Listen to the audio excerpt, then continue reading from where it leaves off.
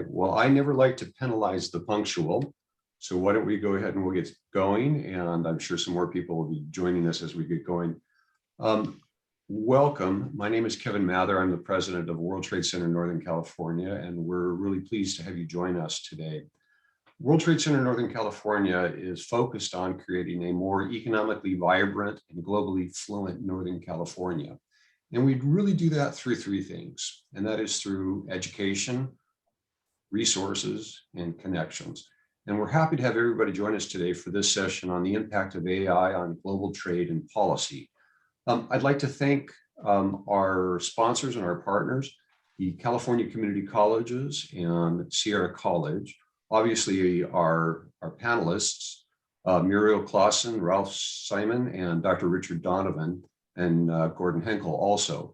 And I'd like to turn this over to our partner here in Northern California, actually in the Sacramento area, where we've done a number of events with, Gordon Henkel of the California Community Colleges. He's the Regional Director, Global Trade for North and Far North region. And with that, I'll turn it over to you, Gordon.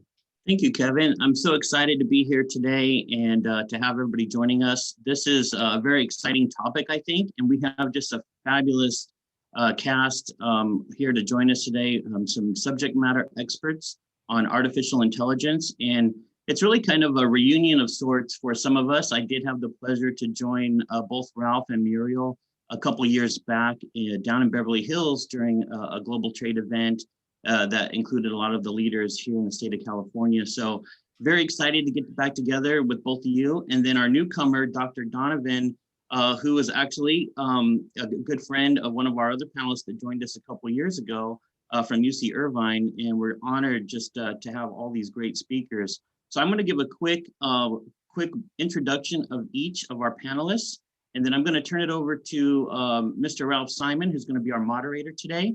And so quickly, I'm just going to start with Dr. Donovan, who's with UC Irvine and has just a tremendous background. He's served on faculty at 3 different universities.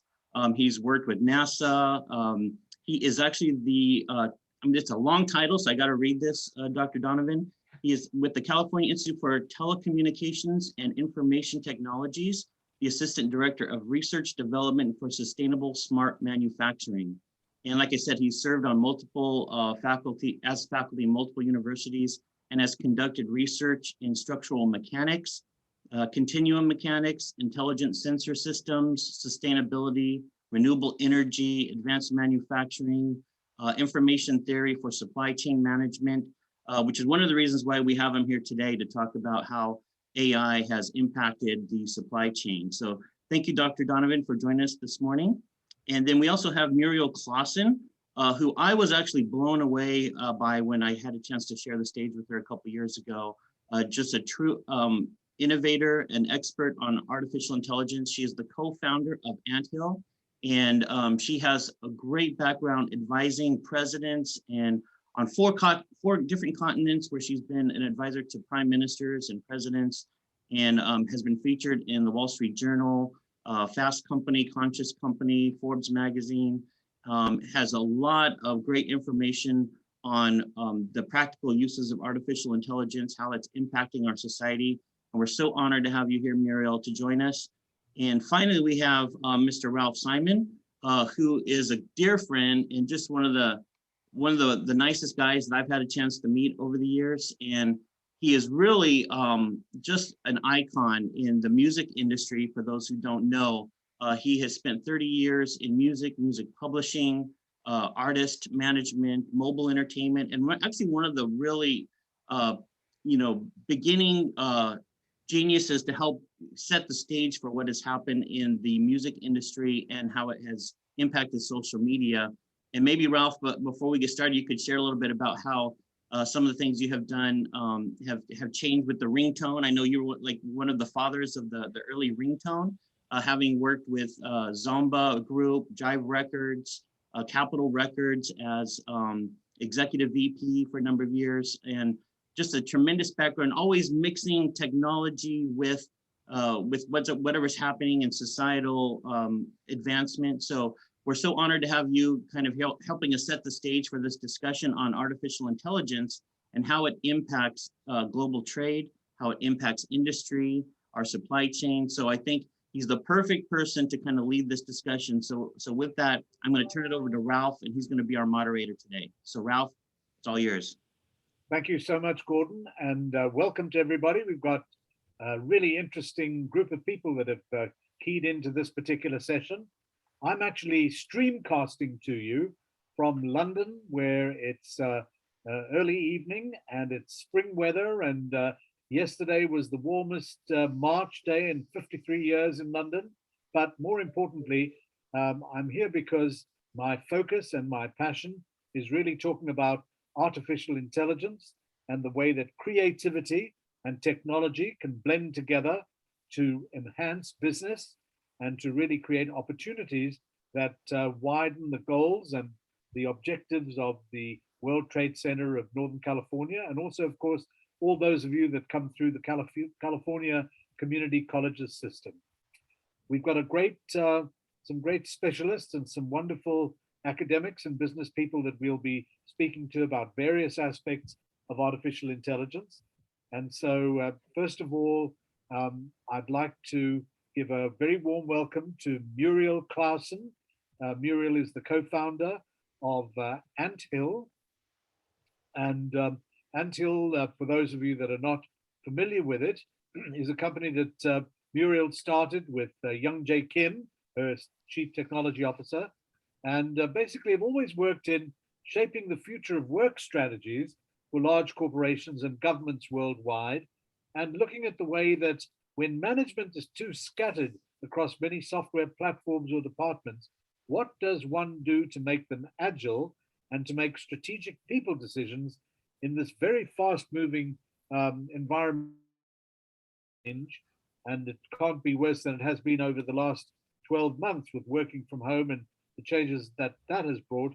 But also, Muriel is really focused on looking at how one can succeed in the changing world of work and bringing in artificial intelligence to make it work. So Muriel, welcome. Where are you speaking to us from today?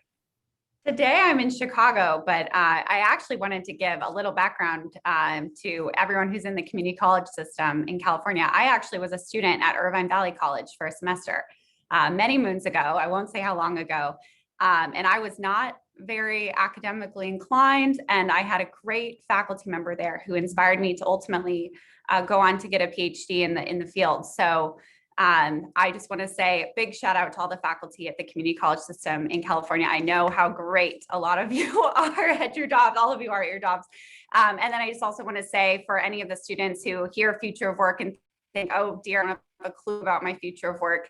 Hey, you have a lot of time to figure it out, and it's going to change a lot and your plan will change a lot. But just stay open. And my biggest advice to you is use those office hours, virtual or in person when it's safe to do so, because your faculty really do care about your personal future of work, and they're great, incredible mentors. So that's my quick plug for the community college system in California.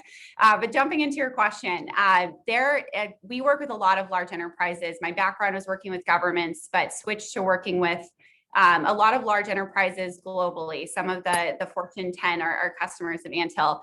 And it's actually shocking how little today we really understand about how to maximize the potential of people in companies.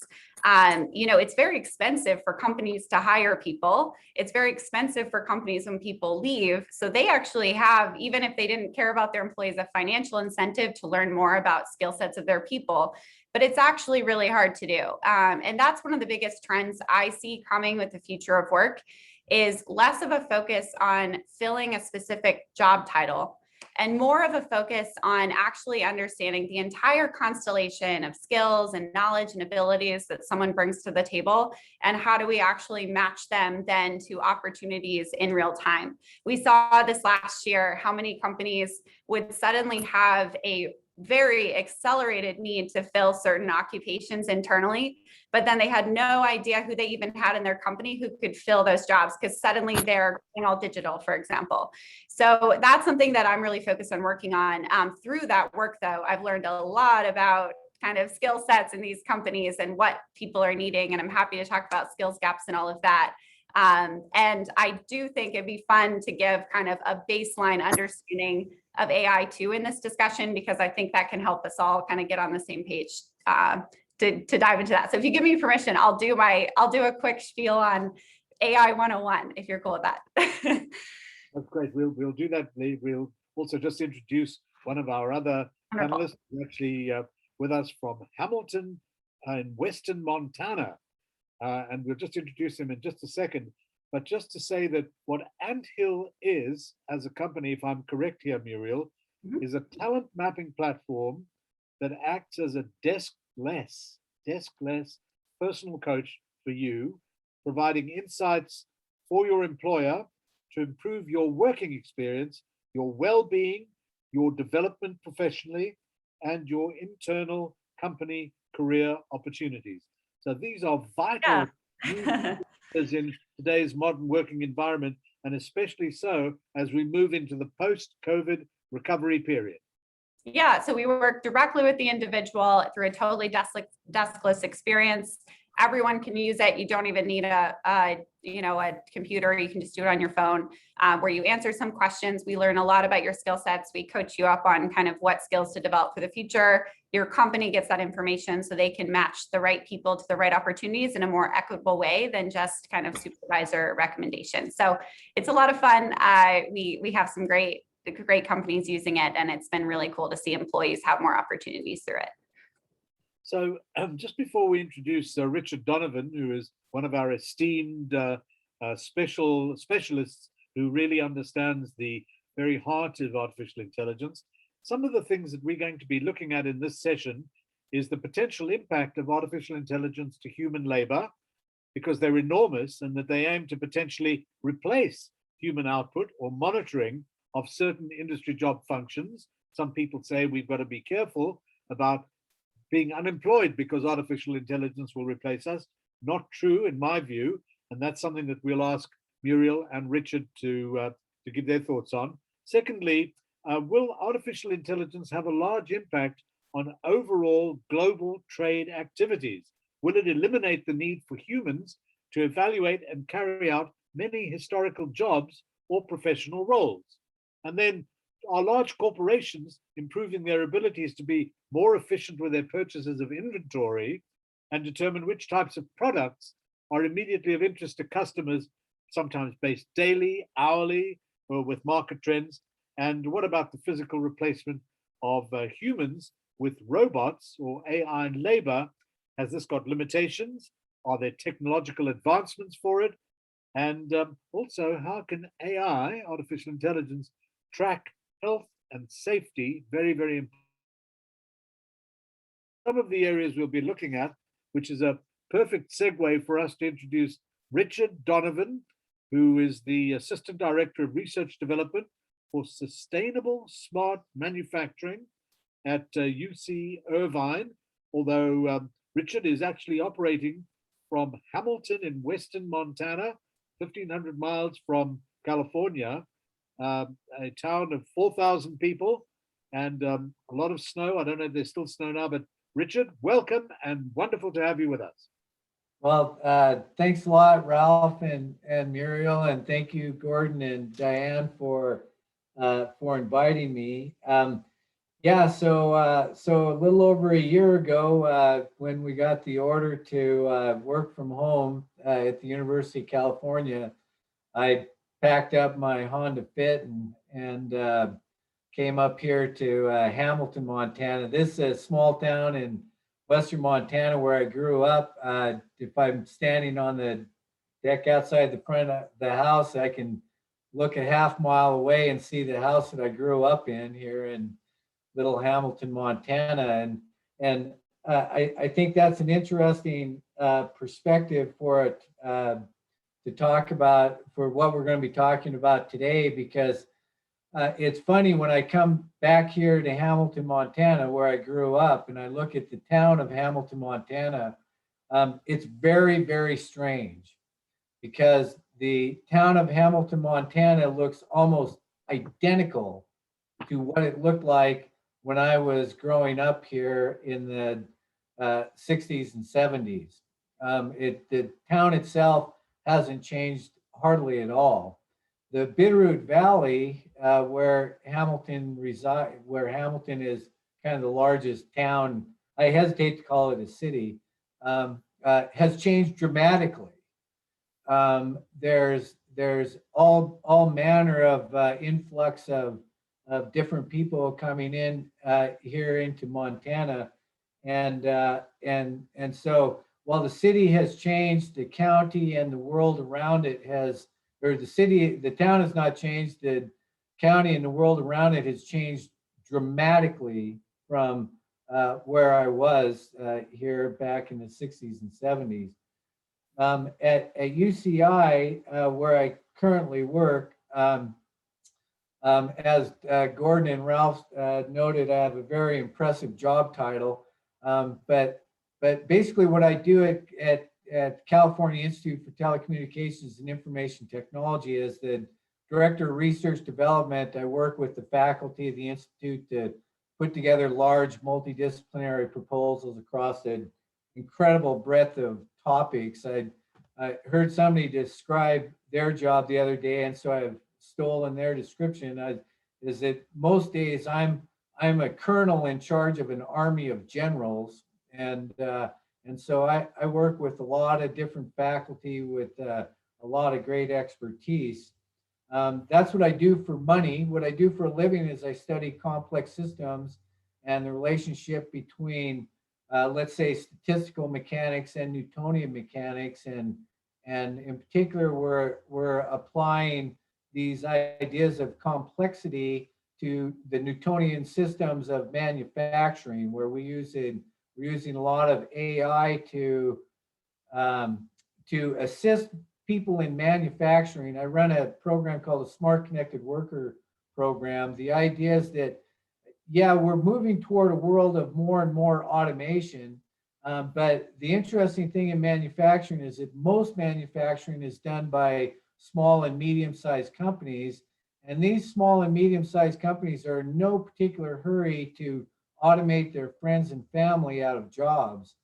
And so what we're developing is leveraging Internet of Things technology to make people more effective in the workplace, to where using consumer grade electronics to improve workflows, to improve health and safety, to not only allow a person to work in a factory and know how to run the factory, but to also develop systems so that they know how the factory runs. It's particularly from a sustainability perspective, it's important that everybody involved in an enterprise understands where opportunities for reducing energy waste and improving health and safety and general community well-being. There's a big play for artificial intelligence. I have artificial intelligence is a pretty big word these days, and so it covers a lot of ground, and so we like to think of it as assistive intelligence or augmented intelligence.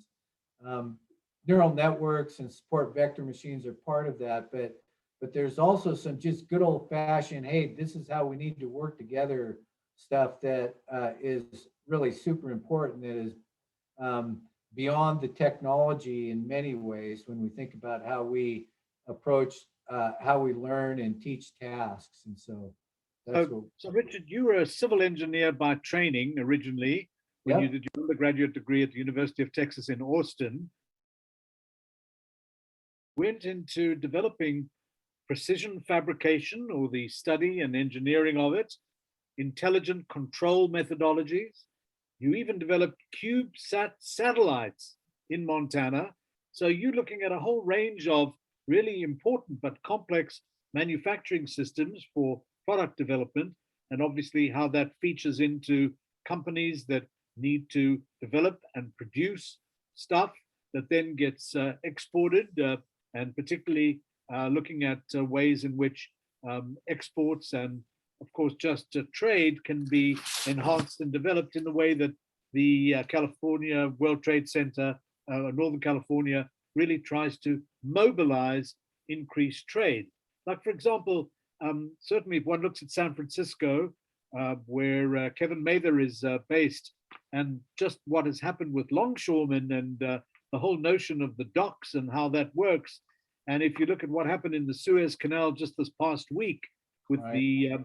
the Everlane container ship, 22,000 containers on the one ship getting grounded in the Suez Canal, costing $11 billion a day because of this big container getting stuck.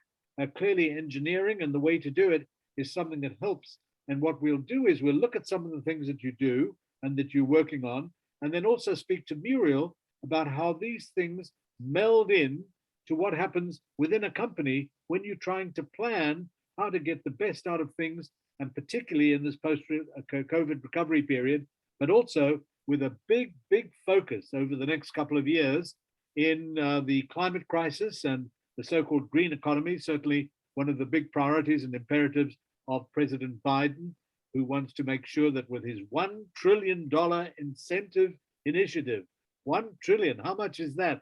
1,000 billion. Is that 1 trillion? I'm not even sure.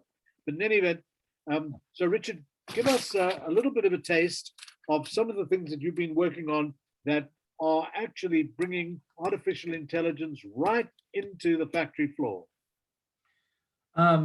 Yeah, so that's a pretty interesting question. What you're getting at, Ralph, what I hear from your question is that let's call it AI generally, and the scale of AI goes from a global scale right down to the scale of how do I use a phone in doing manufacturing. So at the global scale, what we're seeing is the opportunity. Well, we have two opportunities and problems. On the global scale, we are hyper connected.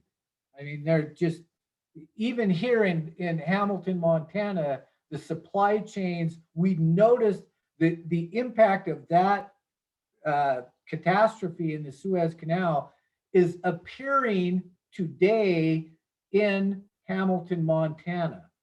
And it's appearing in the form of there's the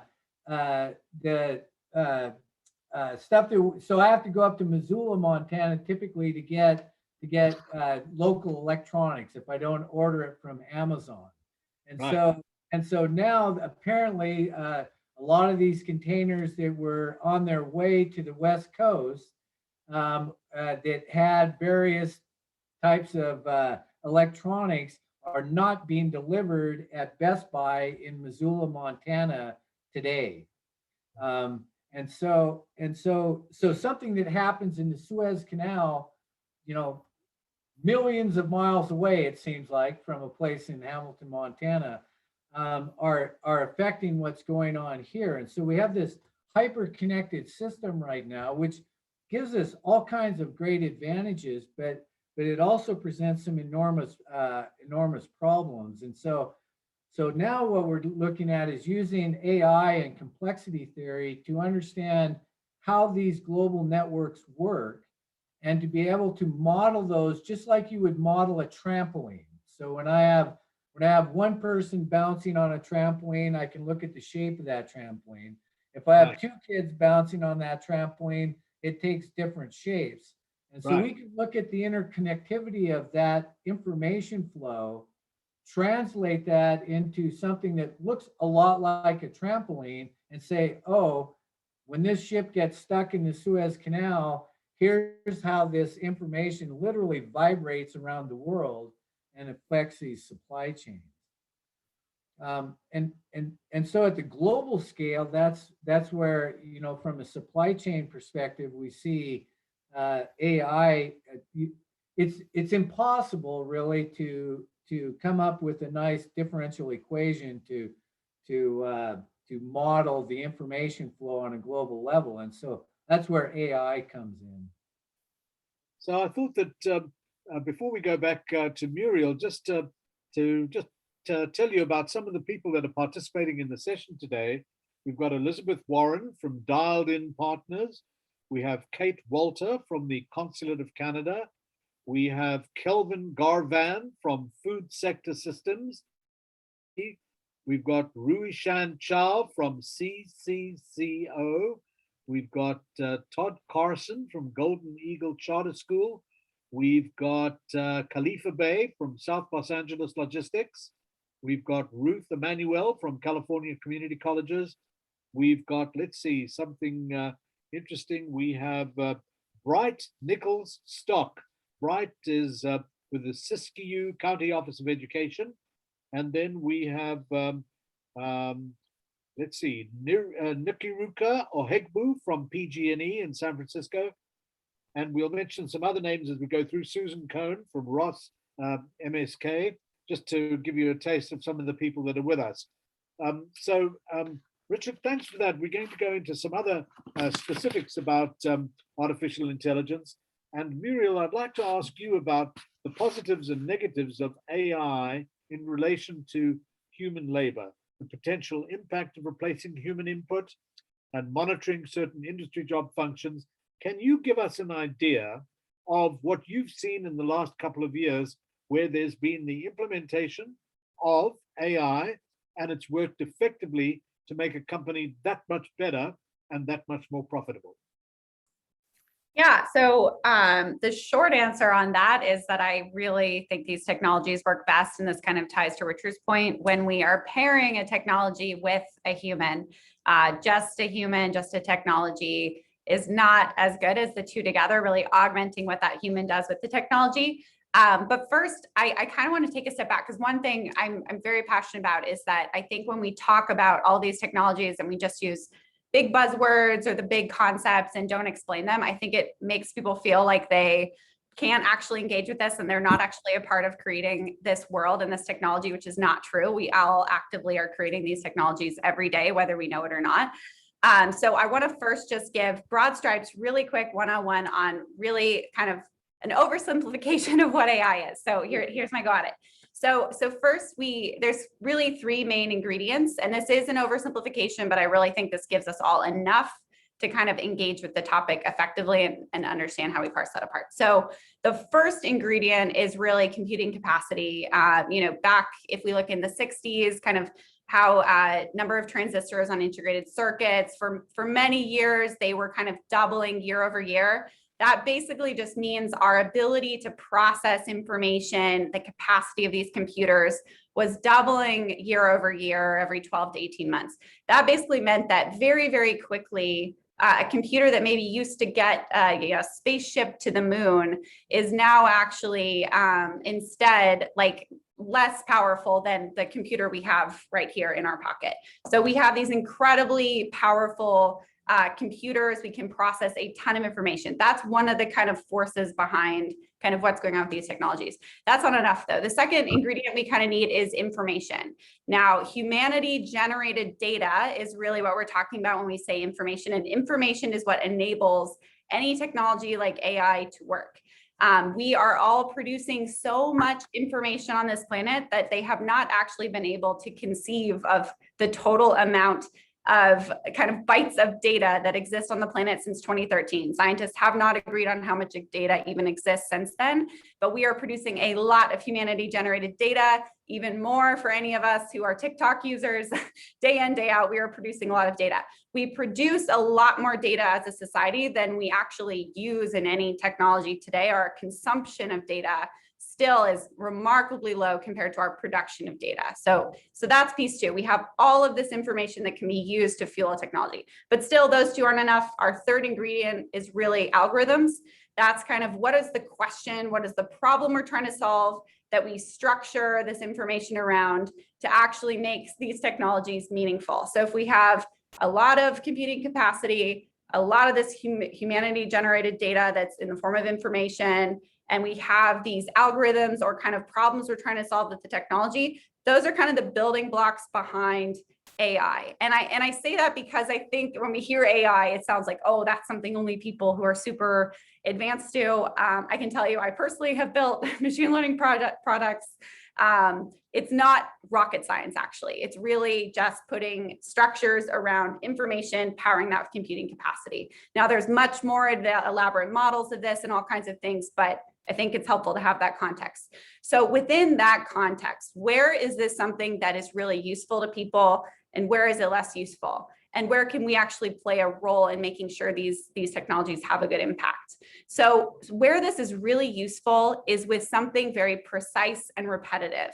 If we are, let's say we're going through the Suez Canal and we know that there's going to be this like exact wind speed that's coming at us, and we know that there is going to be like a certain kind of buoyancy in the water or whatever, and we know that this changes over seasons with some parameters, you can build some kind of guiding AI technology that could get that ship probably pretty safely through the canal. Now, where that gets really difficult is like a week ago when we had some combination of human air and wind conditions, they kind of changed those parameters. And this is where AI still has a lot of constraints. Now it's getting better, we're learning more, but this is why a lot of times these are applied in organizations, not in an automating fashion, not completely replacing the human, but really in an augmenting fashion, helping a human do their job better. An example, several years ago in graduate school, I was on a project where we worked with the Department of Homeland Security to detect people who were engaging in human trafficking. And what we found is that we took all of the people who were best at this work, all the people who were able to kind of best assess whether or not someone was engaging in this criminal activity. And we modeled all of their decision-making with the technology. And it was actually a pretty good tool. But when we had just that technology making decisions, they weren't actually as good. And when we had just the expert making decisions, they weren't actually as good as when we put the two together. So I really am a big believer, and you know, people argue about this, this is hotly debated, but I'm a big believer in augmenting people with a technology. I think it's better for society. I don't think anyone wants to live in a society where people actually don't play any constructive role. But also, I actually just think it is a better application of the technologies where they stand today. A big piece, though, that I think all of us can really think about in our role in engaging with these technologies is, one, realizing that, you know, every time we produce data, that is data that actually can be used to shape the future of our world. Like, whether you know it or not, because of that big piece being humanity generated data, you are playing an active role in shaping these technologies, whether or not you're a programmer. But a bigger piece is when we're in organizations, one thing that organizations have done initially pretty poorly, and a lot are kind of changing their models around this now, is that they would decide, oh, we're going to solve this problem with AI. So for example, and this is a well-known example in the media that you can look up, is Amazon decided, okay, we're going to make a hiring tool, and we're going to figure out how to automate the selection process for computer scientists at Amazon. And this is a real example. So they had a bunch of programmers staffed on this assignment who were charged with basically building this technology. Now, inevitably, that technology ended up scraping all this old resume data of successful programmers, which of course was, as you can imagine, a very biased sample in terms of gender. And then they ended up finding that their algorithm was selecting against anyone who listed women's sports teams in college on their resume. So it's just a completely kind of false positive in that data set. Now, when you look at that situation, we had very, very bright programmers working on the project who completely lacked a knowledge of human resources. So that's just one of so many examples I see in companies where the human resources people that didn't understand machine learning, if they had just a basic understanding of what AI is, they could have seen the role that information plays. And they could have said, well, look, we know that like, this is the information you should draw from to make sure it's not biased. Here's how to treat that information to make sure it's not biased. And here's how to apply those findings to make sure it's not biased, because that's where they were experts. And so whether or not we are programmers ourselves, we all have a role in our organizations, whatever subject matter expertise we bring. Whenever there's an algorithm, that's really just a problem being solved that humans have. It might be a problem that your subject matter expertise would be interested or grade on. And then you have a huge role to play in that information piece on what is the information we're using, how are we actually processing that information, and then how is this tool being applied? So there is a massive role in technology, whether or not you're a technologist, is my point. Muriel, the thing is this, artificial intelligence is different from machine learning, but they are bedfellows together. Yes. Virtual reality also meld together into that. And what I thought might be interesting for yourself and Richard to muse on, and then talk to our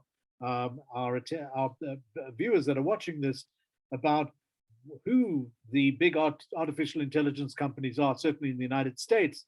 Well, of course, the top one would be Amazon Web Services, which we'll come to in a minute. The second is the Google Cloud Platform, obviously huge, and in the Bay Area, and also, I believe, in Kansas City, which is at that junction point that allows internet traffic to move very fast across the United States. Number 3, the IBM Cloud. Number 4, Microsoft Azure. And then we've got companies like NVIDIA or Salesforce or Tempest or Andural Industries. These are all artificial intelligence companies. But what I wanted to try and get across was to say that machine learning, which is machines learning to be able to be smarter, always need to have the creativity of human beings to be able to determine what the end results are going to be. Life might be like Star Trek, but you need to have humans being able to govern what happens on Star Trek. So can you give us any examples that you've recently worked on, Muriel, that actually in a company, just give us some idea of how you've implemented AI or machine learning to a particular product line, and then we'll speak to Richard about how that works from a really sophisticated manufacturing standpoint to improve the end product. Yeah, so I have to respect NDAs with other companies I've worked with, so I'll use my own company as an example. Yeah, so most recently, so with Anthill, we use a machine learning product, and it's true that AI is different than machine learning, but I think bedfellows is a good way of putting it. But for this machine learning product, we were interested in having a few questions, not kind of exhausting them for hours, but ask them a few questions that help us get a good idea of their skill sets. Now, on the back end, there's a ton of years of historical data around a process called job analysis. Technically, job analysis has existed since the ancient imperial court in China, but it's been kind of in its modern form since World War II. It was a process used to help sort soldiers into occupational categories in the military. But essentially, it's a very long form of observation and questions that right now a lot of human resource professionals use in organizations to understand kind of all the components of a job. And it's normally used for legal defenses. So if somebody sues a company because they were fired, they believe it wasn't related to job skill, they can actually do this analysis and make a case either way. But this process is actually a really useful way to learn about job skills. It's just way too expensive, would take way too long to do this across every employee, across every company. Companies more than ever want to actually understand what their workforce can do, but it's just not possible to get that deep analysis through kind of the old school method. So this is a great application of machine learning. So essentially what we did is, and again, we have those ingredients. You obviously have computing capacity. We partner with AWS, so that helps you there. And then we have our information that we're pulling from. Now, our information came from what we throughout grad school had worked as psychometricians. It's just a fancy word that means we designed those assessments you take when you apply for a job, or if you take the GMAT or anything like that. The questions from that are all predictive of something. So we took that predictive layer of those questions, we stitched everything together into relational database and effectively trained a model. So this is kind of the algorithm piece. We trained a model so that we got a sense of every data point across a network. How does it relate to every other data point? And if you have those relationships structured, you're able then, every time you learn from a new data point, to predict those relationships across all the other data points and update your model. So that's how we use machine learning. Tried to explain it as simply as possible. Happy to clarify further if anyone has more questions. But that's an example of something where machine learning is really useful. It's where we have something we know we need to know. It's a problem we need to solve, But right now, the way we do it just takes too much time, costs too much money, or isn't even possible. It's a way to really accelerate decision-making oftentimes. So a couple of interesting participants in this session. One is Janice Whitaker from Abbott Diabetes Care. And then we have Robert Saikali from City National Bank, obviously an important bank in California. But one of the things that is interesting when you look at the top artificial intelligence companies, like for example, Microsoft, for one, they've got a mix of consumer-facing and business-facing IT and AI projects. On the consumer side, it's got Cortana, which has now become well known as a digital assistant that comes with Windows, and now is available for smartphones, obviously. Microsoft bought Nokia and then completely messed it up, and they are not really in the mobile business anymore. It's really down to really a fight between Google and Apple in terms of smartphones. And then, of course, the Windows phone, and they even have a chatbot called Zo, that talks like a teenager. Imagine that, a chatbot that talks like a teenager. And on its Azure cloud service, Microsoft sells AI services such as bot services, machine learning, and cognitive services. So a lot of customer interfacing is done with these systems. And in fact, I'd like to ask Richard about a particular example. I'm sure there might be many that are watching this session that use the traffic analysis platform called Waze, W-A-Z-E. I'm sure, well, let's hope that there would be. If you do use Waze, if you could just press the little raise hand button on this particular screen. Waze was an interesting story started in Israel by a couple of engineers who actually were trying to develop a new mapping system. It just turned out, as I understand it, I think this is the accurate story, that Apple had actually taken their mapping off their platform for a short while, either doing a reboot or a reconstruction of it. And these three fellows in just outside of Tel Aviv decided that the way that if they could work out a way to develop Waze, a system that could help people in their cars using their phones get through traffic. I know certainly in California, particularly between Silicon Valley and San Francisco, the traffic is terrible. Perhaps not so terrible in Hamilton, Montana, but certainly in Chicago, where you are, Muriel, traffic is always a problem around the loop. And so, Richard, the question to you is, A, are you familiar with Waze? And secondly, can you give us some kind of sense as to how these particular things are developed and the technology that would basically look at neural programming, because you've done quite a lot of interesting stuff in terms of developing the approach to artificial neural networks. What do you say, Richard? That's a great question, Ralph. And so I'll start my answer about 20 years ago when I was running a precision machine shop here in Montana at Montana Tech. We had at the time, it was half a dozen undergraduate students who were running what I considered to be probably the most uniquely capable precision fabrication facility in the Northwest outside of Boeing. But we had a seven-axis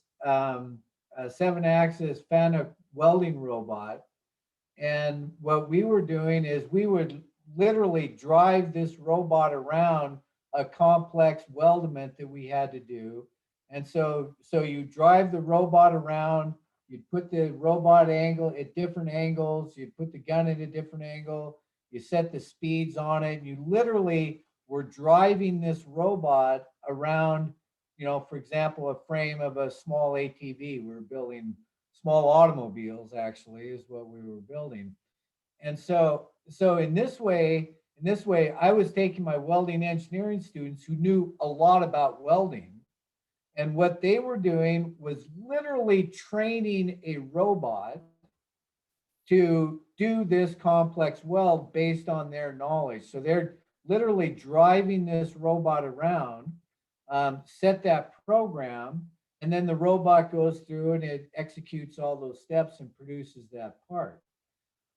So fast forward to today, where Tesla and car manufacturers who are, producing nominally autonomous vehicles, they're doing roughly the same thing, where what they're doing is if you have a typical Tesla, it's constantly dropping data into the Tesla cloud, let's say, where Tesla is learning how all the people who own their cars are driving their cars. And they're using different algorithms, AI, if you will, or machine learning, to segment, what is a good outcome, what is a bad outcome of driving. And they're using that, then they're flipping that around and saying, okay, well, I have all these drivers who are successfully getting from Irvine to San Diego every day without killing themselves or other people. And so what are we learning about how people drive cars? And then they're flipping that around and making that part of the updates to what Tesla is doing. The other very important part of all of this is accurate maps. The most important part of an AI system for autonomous vehicles, whether we're talking about the horror of autonomous drones delivering us tacos at will, versus autonomous vehicles in California, to decongest the highways in California. The most important thing are maps. The most important part of that is having an accurate map. The only way to get accurate maps sufficient to reduce congestion in traffic is that the cars have to start talking to each other. We have to, and this is kind of the next step in autonomous vehicles, is that there will be no more intermediaries. A car 500 feet away from you is going to be telling your car what's going on 500 feet away from it. And so the cars are going to be conversing with themselves without any human intermediaries telling all the other cars what's going on.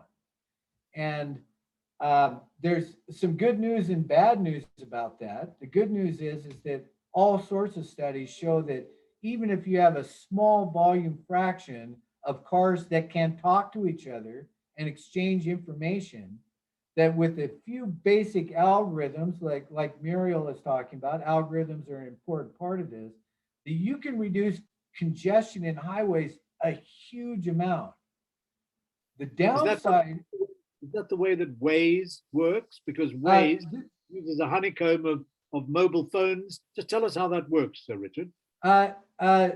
Normally, the way Waze works is much the same way, is that there's all these people that are using Waze. There's probably, well, there's more than just a couple of algorithms, but let's just say there are two algorithms that are running on that system. One algorithm is producing to you the most accurate map that it knows about, where relative to the destination that you want to go. You've plugged in an address. Right. It's making some guesses on the most efficient way that you can get to your place. The other right. algorithm is actually monitoring what it is that you're doing. Uh-huh. And it's making calculations on what it is that you're doing and reporting that to all the other nodes in that network. And so what a Waze system does is it's sort of there's a technology intermediary in between people. What a fully autonomous system of vehicles is going to do, there won't be any more people. In terms of the autonomous vehicles. What Waze is it's a stepping stone to having vehicles talking directly to each other and making decisions about what path you're going to go. And you will not, if you're a personal driver, you will not have the option of going, well, I don't want to take that route. I want to take this route in an autonomous vehicle. So Richard, there's a lot of talk, certainly Elon Musk has been involved in it. Some big entrepreneurs in India involved in sending up these miniaturized satellites for global satellite transmission. So mobile clearly plays a really important part. Muriel, a question for you in terms of supply chain disruptions and how things might work. How do you advise your governments or customers or clients that you work with about supply chain disruption and how they might remedy that? And have you been focused in the last few months about helping people you work with come up with something that could help them deal with a COVID recovery process approach? Yeah, definitely. I definitely been doing the latter. I think that's what every company is focusing on right now. It's interesting though, because I will say, future of our conversations with governments and companies over the last year took a shift away from how quickly can we adopt all these technologies to actually how do we better leverage our people going forward and care for their well-being. So I would say that is the bigger trend of those conversations right now. I do see though that we have certain questions we need to answer, both around supply chain and around how we leverage people in companies that are very hard to answer without technology. So I actually think the bigger role of technologies right now is really just decision making. From a supply chain perspective, though, this gets to what Richard was saying. The more connected a society is, you talked about the micro satellites. That is going to be the main factor that determines whether or not someone is a participant in the global economy if they are online. We see more and more kind of sectors of the economy that are entirely kind of mobile based. And I think companies really have to think about, is our supply chain compatible with mobile only societies? If you're doing business with certain parts of Africa, that's entirely necessary. But a society is not going to be a participant in this if they're not online. And I think this is where we get into, internet being a utility and all these other conversations. But I think that is the biggest kind of supply chain factor we have to think about. From the future of work, though, there's so many exciting things happening right now. And I think the main one is actually more care for the individual, which is really, really exciting to see. Well, there are a couple of interesting questions that have come through from our viewers and our listeners and participants. The first question is, and this is to both of you, how important will predictive analytics and ability to effectively use be to business in the future? And the second question is, in relation to limited memory AI, limited memory artificial intelligence, used in self-driving cars or the movement of vehicles, what are likely to be impacts going to be to global logistics? Two different questions, but first of all, predictive analytics, and second of all, what are the likely impacts going to be to global logistics? Any thoughts from either of you? I'll be really quick on the first one and then I'll let Richard take over. So I think we're already in the era where it's very important to understand predictive analytics. I think you don't have to be one of the people creating them, but I think knowing how to interpret and work with them is critical. Where we're headed though is more prescriptive analytics, actually, which is really, I think, the next generation. This is where we're actually defining and driving certain behaviors or actions through these technologies. That's really where this is heading. And I think a lot of companies have to think about their prescriptive analytics more than predictive actually at this stage. So Richard, the second question was in relation to limited memory AI used in self-driving cars or movement of vehicles, what are the likely impacts going to be to global logistics? Any thoughts on that? I think these are both the same question in many ways. The notion of predictive analytics is, so most of my career, my PhD is in theoretical and applied mechanics. And so essentially by training, I'm a computational materials scientist. And so I've been in computation for a long time, and computation simulation has gotten more accurate, every generation. As Muriel was pointing out, many people know that processor speeds have been doubling every 12 to 18 months. And so simulation has been getting accurate, more and more accurate. with the advent of deep learning techniques for particularly in artificial neural networks, what we're now seeing is that we have the ability to bring in the stochastic nature of nature. The world doesn't obey all these nice differential equations that I've grown up to know and love over the years. The world is a lot messier.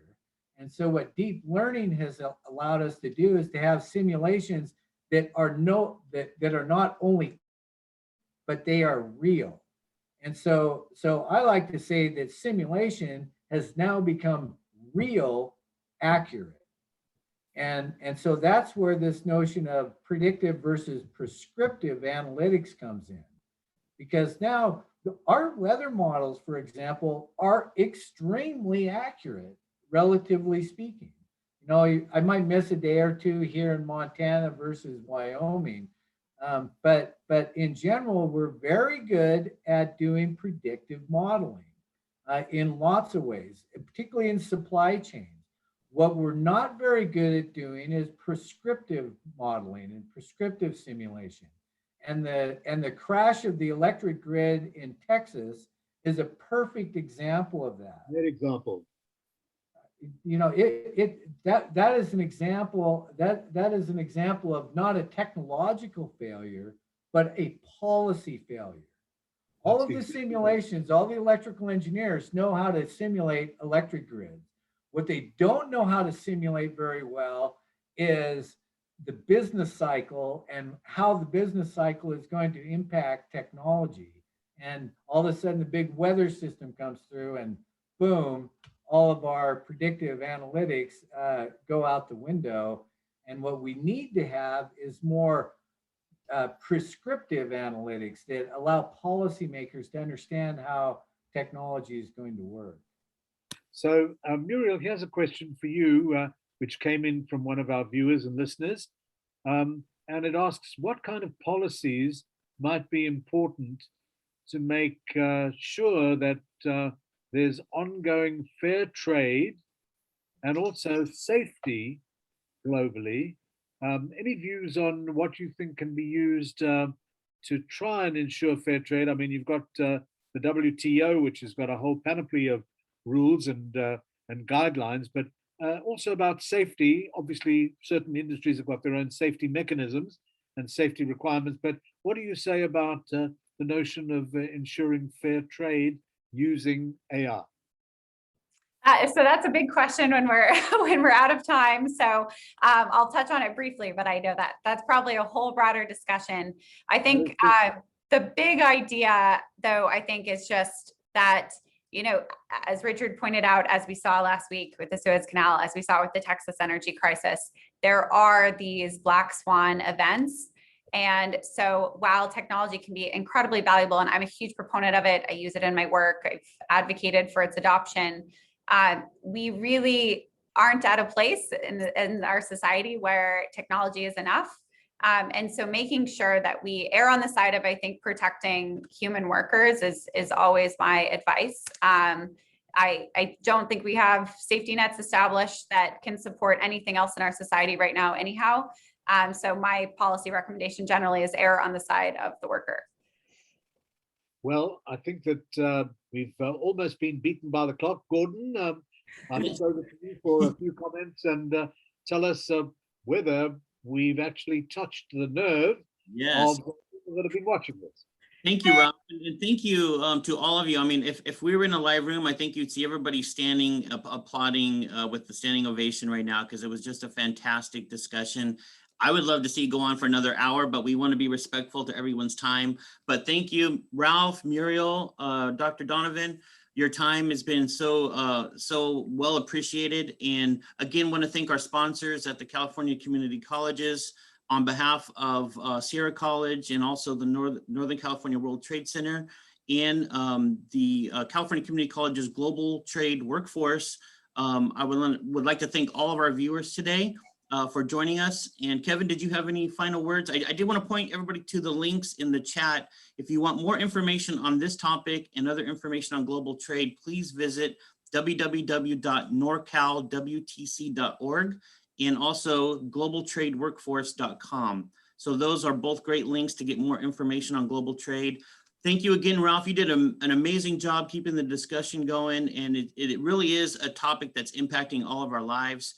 And again, I'm blown away every time I hear you guys get together and talk on this topic. It's just such great information for all of us, both from an educational standpoint and for businesses who are trying to track these changes so they can stay and remain competitive and successful. So again, thank you very much. Kevin, any last words?